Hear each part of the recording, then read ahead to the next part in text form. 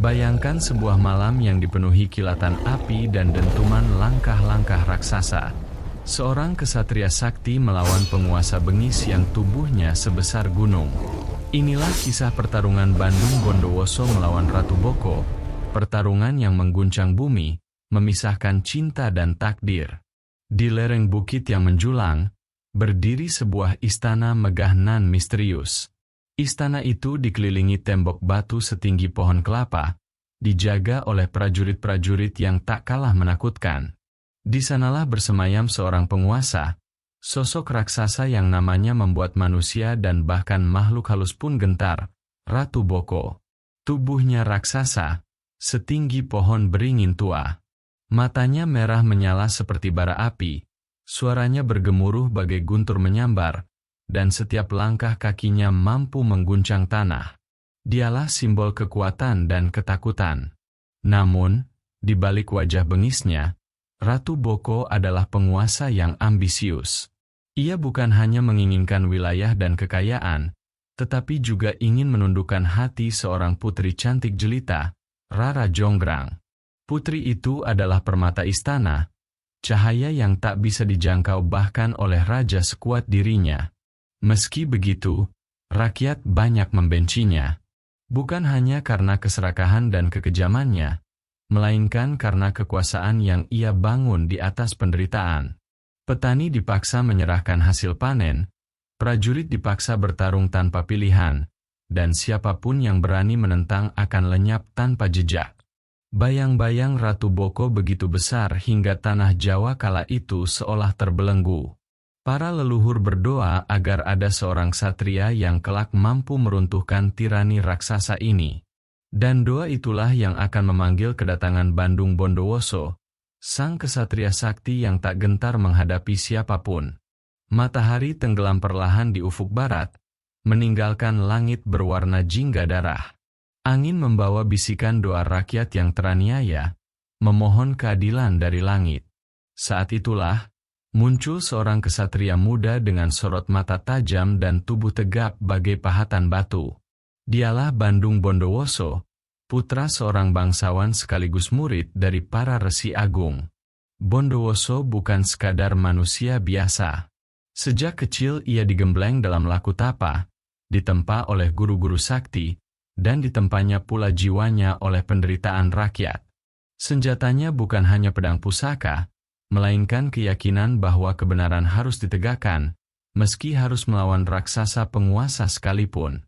Ketika ia menapakkan kaki di tanah kerajaan Ratu Boko, bumi seolah menyambutnya. Burung-burung gagak yang biasa beterbangan di langit istana tiba-tiba diam, seakan tahu bahwa sejarah akan berubah.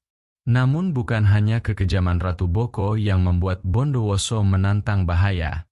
Dalam perjalanannya menuju istana, ia bertemu dengan seorang gadis jelita, parasnya laksana bulan purnama. Rambutnya hitam legam, matanya bening bagai permata, dan tutur katanya halus. Dialah Rara Jonggrang, putri yang selama ini menjadi idaman banyak penguasa, termasuk ayahnya sendiri, Ratu Boko.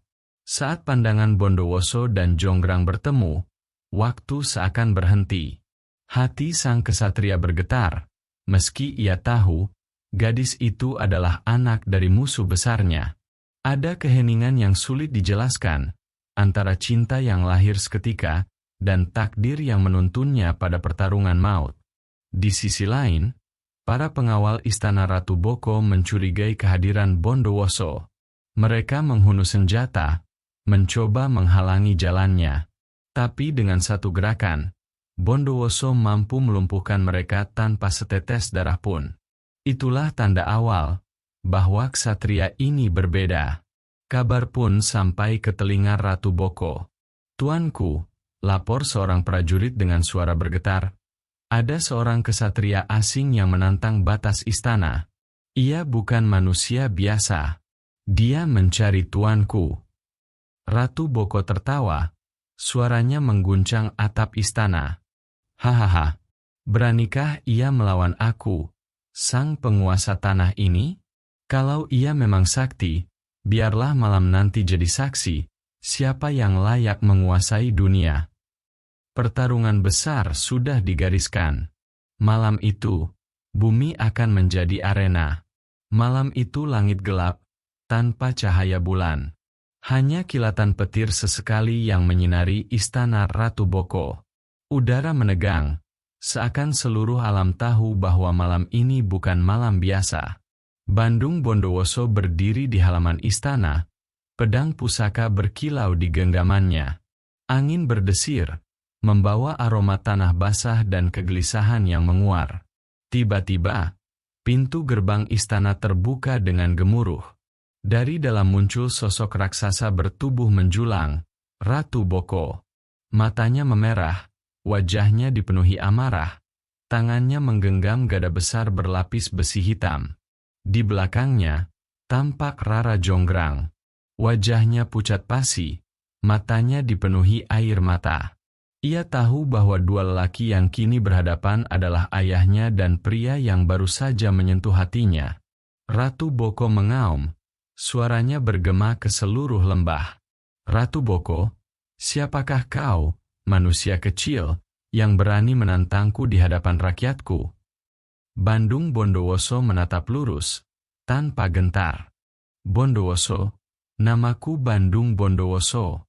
Aku datang bukan untuk merampas, tetapi untuk menegakkan kebenaran. Kekuasaanmu yang bengis harus berakhir malam ini, Ratu Boko. Ratu Boko tertawa menggelegar, membuat tanah bergetar.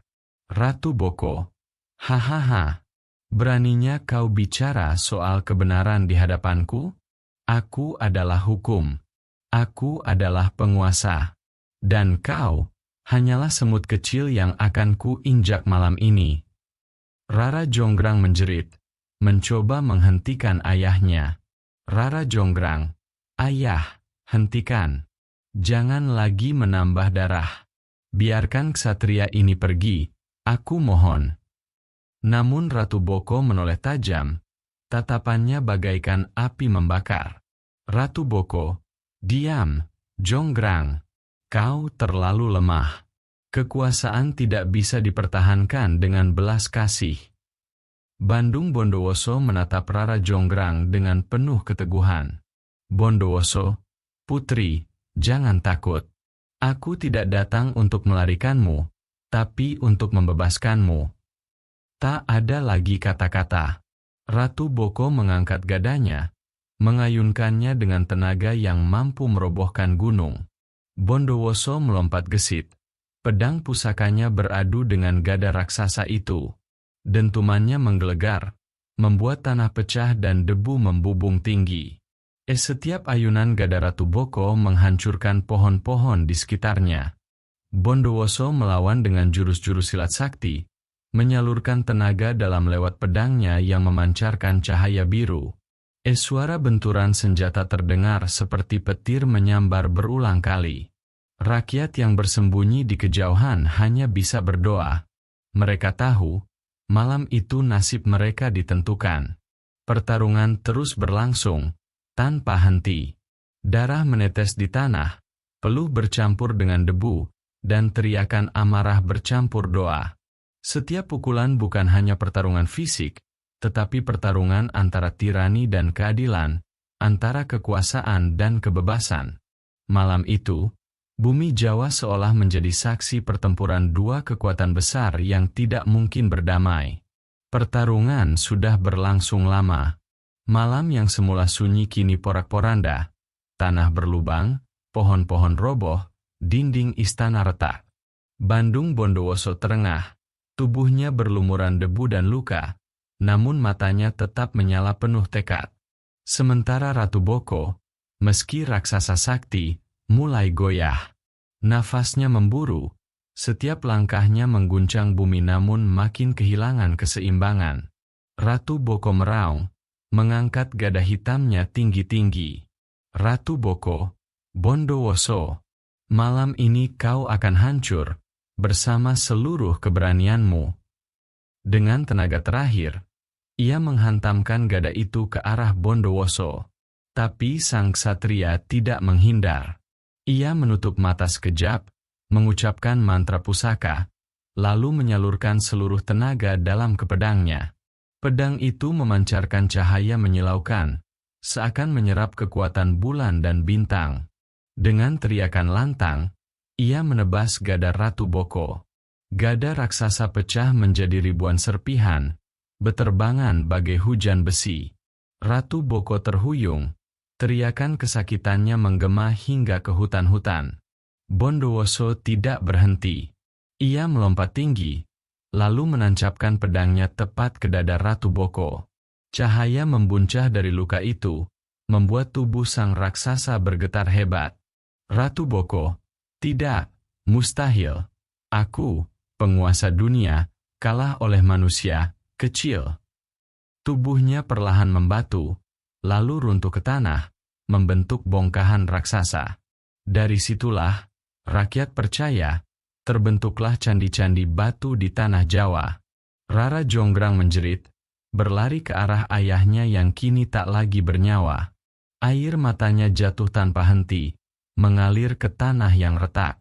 Rara Jonggrang, ayah, mengapa kau memilih jalan ini? Mengapa kekuasaan lebih penting dari segalanya? Ia menatap Bondowoso dengan hati yang bercampur aduk, antara benci karena ayahnya tumbang, dan kagum atas keberanian ksatria yang berdiri di hadapannya. Bandung Bondowoso hanya menunduk, menyimpan pedangnya, lalu berucap lirih. Bondowoso, aku tidak datang untuk membunuh, tapi untuk menghentikan tirani. Maafkan aku, putri. Inilah takdir yang tak bisa kuhindari. Malam itu berakhir dengan keheningan. Rakyat bersorak karena bebas dari kekejaman, tetapi Rara Jonggrang menyimpan luka yang kelak berubah menjadi kutukan. Fajar menyingsing. Langit perlahan memerah, pertanda malam panjang penuh darah telah usai. Rakyat keluar dari persembunyian, menatap halaman istana yang kini dipenuhi puing-puing batu raksasa, sisa tubuh Ratu Boko yang tumbang. Mereka bersorak, merasa bebas dari tirani. Namun, di balik sorak kemenangan itu, Rara Jonggrang berlutut dengan hati yang hancur. Ayahnya telah pergi, tumbang di tangan ksatria sakti. Meski ayahnya bengis, ia tetaplah darah daging yang dicintainya. Bandung Bondowoso mendekat, menatap putri itu dengan penuh rasa bersalah sekaligus kagum. Ia tahu, hatinya telah terikat sejak pertama kali menatap mata sang putri. Bondowoso, putri, izinkan aku menebus segala luka. Aku mencintaimu. Jadilah pendampingku, bersamaku membangun tanah yang damai. Rara Jonggrang terkejut. Bagaimana mungkin lelaki yang membunuh ayahnya kini meminta hatinya? Namun, ia juga tidak bisa menyangkal pesona keberanian dan ketulusan Bondowoso. Hatinya bimbang, terjebak antara dendam dan cinta. Akhirnya ia bicara dengan suara bergetar. Rara Jonggrang, jika kau benar-benar mencintaiku, buktikan kesaktianmu. Bangunlah 1000 candi dalam satu malam. Jika kau berhasil, aku akan menjadi milikmu. Bondowoso terdiam sejenak, lalu tersenyum. Baginya, itu bukan tantangan yang mustahil. Dengan kesaktiannya, ia yakin bisa melakukannya. Bondowoso, baik, putri. Demi cintaku padamu, aku terima syarat itu. Malam berikutnya, Bondowoso memanggil jin-jin dan makhluk gaib untuk membantunya. Ribuan tangan tak kasat mata bekerja, menumpuk batu, memahat relief, dan menyusun candi satu persatu. Dalam sekejap, ratusan candi telah berdiri. Rara Jonggrang gelisah. Ia tidak pernah menyangka Bondowoso benar-benar mampu. Ia takut, jika benar 1000 candi selesai, ia harus menikah dengan pria yang telah membunuh ayahnya. Maka ia menipu. Bersama para dayang, ia menumbuk padi dan menyalakan api di timur, menipu para jin seakan fajar telah tiba. Jin-jin itu ketakutan, berhamburan pergi sebelum pekerjaan selesai. Bandung Bondowoso marah besar ketika menyadari jumlah candi baru 999.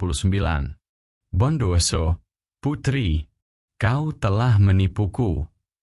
Dengan amarah yang membara, ia mengangkat tangannya, mengutuk Rara Jonggrang. Bondowoso, kalau begitu, engkau sendiri yang akan menjadi candi penutupnya. Biarlah 1000 candi berdiri, dan engkau abadi di dalamnya.